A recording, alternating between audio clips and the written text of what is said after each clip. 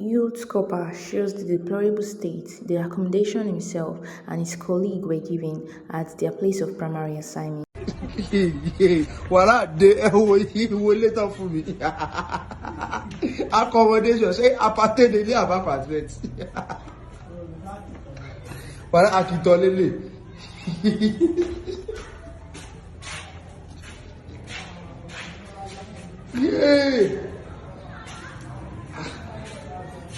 Wọ́n ti ṣe èrè ní accommodation wèrè àmọ́ yàrá.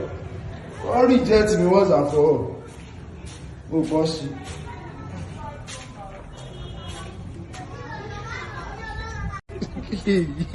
Wàhálà dé ẹ̀wọ̀ later fún mi. Accommodation ṣé apartheid ilé àbá apartment. Wàhálà àkìtọ̀ lélẹ̀.